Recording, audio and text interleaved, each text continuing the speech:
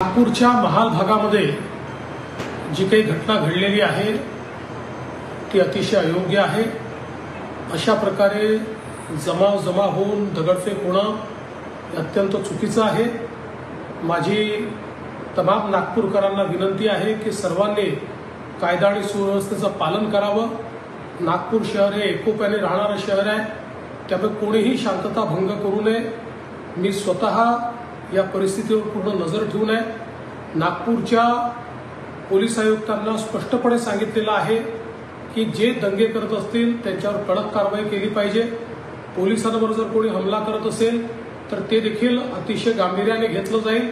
त्यामुळे सर्वांना माझी विनंती आहे की या ठिकाणी सर्वांनी शांतता ठेवावी। नागपूरमध्ये काही अफवा पसरवल्यामुळे धार्मिक तणाव निर्माण होण्याची स्थिती निर्माण झाली आहे। या सर्व परिस्थितीमुळे नागपूरने नेहमी शांततेचा इतिहास हे नागपूरची विशेषता राहिलेली आहे। माझी सर्व बांधवांना विनंती आहे की त्यांनी कुठल्याही प्रकारच्या अफवांवर विश्वास ठेवू नये, शांतता प्रस्थापित करावी आणि कोणीही रस्त्यावर येऊ नये। सगळ्यांनी कायदा आणि व्यवस्थेला सहकार्य करावं आणि सलोख्याचं आणि सौहार्दाचं वातावरण ठेवण्याची नागपूरची जी परंपरा आहे त्या परंपरेनुरूप आपण